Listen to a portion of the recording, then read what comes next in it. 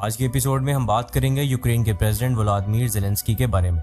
ہم جانیں گے کہ زیلنسکی نے اپنی کنٹری کے لیے کیا اچھے اور برے کام کیے اور ان کی پالیسیز کا کیا اثر ہے یوکرین کے اوپر، اور ان کی پالیسیز کا اثر یوکرین اور دنیا بھر میں کس طرح دیکھا گیا ہے۔ اس ویڈیو میں آپ کو ایک ڈیٹیل انالیسس ملے گا زیلنسکی کے پولیٹیکل سفر کا، ان کی اچیومنٹس، کنٹروورسیز اور یوکرین پر ان کے اثر کا۔ ہم یہ بھی جاننے کی کوشش کریں گے کہ کیا کوئی اور لیڈر زیلنسکی کو ریپلیس کر سکتا ہے یا نہیں۔ Welcome to the episode 22 of our series on the top leaders of the world. سب سے پہلے ہم ولادیمیر زیلنسکی کی بایوگرافی کو ڈسکس کریں گے۔ ولادیمیر زیلنسکی 25 جنوری 1978 کو یوکرین میں پیدا ہوئے۔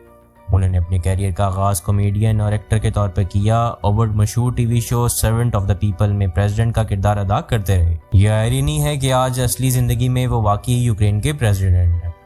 2019 میں انہوں نے پالیٹکس میں قدم رکھا۔ ان کی party servant of the people نے الیکشنز جیتے۔ زیلنسکی کو دنیا بھر میں رشیا کے ساتھ جنگ اور یوکرین کے حق پر مضبوط سٹانس لینے پر جانا جاتا ہے۔ آج کل وہ اپنی ملک کی انڈیپینڈنس اور ساورنٹی کے لیے جنگ لڑ رہے ہیں اور دنیا کے بہت سے ملکوں سے مدد طلب کر رہے ہیں۔ اور ویڈیو کے اس حصے میں ہم بات کریں گے ان کی پالیسیز کے پازیٹیو ایسپیکٹس کے اوپر۔ پہلے نمبر پہ ہے فائٹنگ کرپشن۔ زیلنسکی کا ایک بہت بڑا وعدہ کرپشن کے خلاف لڑائی تھا۔ انہوں نے اپنی حکومت میں کچھ ریفارمز کیے جوڈیشری کو ٹرانسپیرنٹ بنانے کے لیے۔ زیلنسکی کے ریفارمز نے ملک میں کرپشن کے خلاف ایک نیا راستہ بنایا جو یوکرینی عوام کے لیے امید کی کرن بنا۔ انہوں نے یوکرین کے انٹرنیشنل ریلیشنز کو مضبوط کیا، خاص کر یورپ اور امریکہ کے ساتھ الائنس بنائے۔ اس کا ایک بہت بڑا فائدہ یہ ہوا کہ یوکرین کو اکنامک اور ملٹری سپورٹ ملی۔ زیلنسکی نے یورپ اور امریکہ کے ساتھ ریلیشنز کو مزید مضبوط کیا جو آج کے مشکل وقت میں یوکرین کے لیے بہت ضروری ہے۔ جب رشیا نے یوکرین پر حملہ کیا، زیلنسکی نے اپنی قیادت سے ملک کو ڈیفینڈ کیا اور انٹرنیشنل سپورٹ کو موبلائز کیا۔ یوکرین کی انڈیپینڈنس اور ساورنٹی کے لیے ہیوی اسٹیج پر ایک زبردست سٹانس رکھا۔ زیلنسکی کا رخ نیشنل ڈیفنس کے حوالے سے سٹرونگ رہا، جہاں انہوں نے رشیا کے خلاف اپنے ملک کو ڈیفینڈ کرنا اپنی پہلی ترجیح بنایا۔ اب ویڈیو کے اس حصے میں ہم بات کریں گے ان کی پالیسیز کے 3 نیگیٹو ایسپیکٹس کے اوپر۔ پہلے نمبر پہ ہے اکنامک کرائسس۔ یوکرین میں جنگ کے باوجود اکنامی کافی مشکلات کا شکار ہے۔ زیلنسکی کے دور میں وار کی وجہ سے اکانومی کلیپس کے قریب ہے اور اس وقت ملک کی فورن ایڈ پر بہت زیادہ بھروسہ کرنا پڑ رہا ہے۔ اکانومی کو ریوائیو کرنا ابھی تک زیلنسکی کے لیے ایک چیلنجنگ ٹاسک بنا ہوا۔ Internal political stability. زیلنسکی کی حکومت کو کچھ انٹرنل پولیٹیکل چینجز بھی فیس کرنے پڑتے ہیں، جہاں اپوزیشن اور کچھ پولیٹیکل گروپس ان کی پالیسی سے مطمئن نہیں ہیں۔ یوکرین کی پولیٹیکل سسٹم میں بھی اسٹیبلٹی کی کمی دیکھی گئی ہے جو ان کی حکومت کے لیے ایک بڑا مسئلہ بن گیا ہے۔ زیلنسکی نے رشیا کے ساتھ اپنا بارڈر کھول دیا جس کی وجہ سے آج تک وار چل رہی ہے۔ وار کے دوران کچھ ہیومن رائٹس وائلیشن اور میڈیا فریڈم کے حوالے سے بھی سوالات اٹھائے گئے ہیں۔ جنگ کے دوران کچھ ہیومن رائٹس آرگنائزیشن نے یوکرین کے اندر ہونے والے انٹرنل کانفلکٹس پر کرٹیسزم کیا ہے۔ ویڈیو کے اس حصے میں ہم بات کریں گے یوکرین کی گلوبل سٹینڈنگ کی۔ زیلنسکی کے دور میں یوکرین کی گلوبل سٹینڈنگز وار کے دوران کافی بدل گئی۔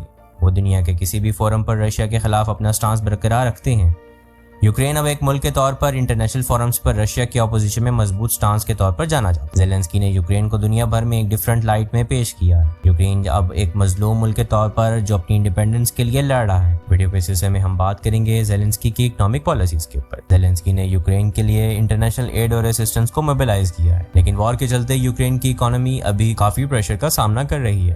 انہوں نے اکنامک ریفارمز کو امپلیمنٹ کرنا کافی مشکل حالات میں سٹارٹ کیا، لیکن ابھی اس میں کافی کام باقی ہے۔ اکنامک پالیسیز کافی افیکٹڈ رہی ہیں وار کے باوجود، لیکن زیلنسکی کے انڈر فارن انویسٹمنٹس اور اسسٹنس ضرور بڑھ گئی ہے۔ یوکرین کو اس وقت امریکہ سپورٹ کر رہا ہے اور امریکہ یوکرین کی فائنینشیل اور لاجسٹک سپورٹ کیا جا رہا ہے۔ اب ویڈیو کے اس حصے میں ہم بات کریں گے ہیومن رائٹس کی سچویشن وار کے دوران یوکرین کے اندر۔ یوکرین کے اندر ہیومن رائٹس سچویشن کافی چیلنجنگ رہی ہیں۔ کچھ رپورٹس کے مطابق سیویلین کیجوالٹیز اور ملٹری ایکشنز نے ہیومن رائٹس کے حوالے سے ایشو کو جنم دیا۔ ہیومن رائٹس کی وائلیشن کے حوالے سے ابھی کچھ انریزالوڈ میٹرز ہیں جو انٹرنیشنل فورمز پر ہائی لائٹ کیے جا رہے ہیں۔ اب ویڈیو کے اس حصے میں ہم بات کریں گے کہ کیا کوئی لیڈر زیلنسکی کو ریپلیس کر سکتا ہے۔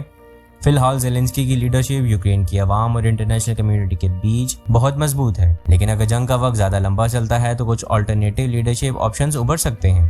فی الحال ان کا پولیٹیکل مقام کافی اسٹیبل ہے۔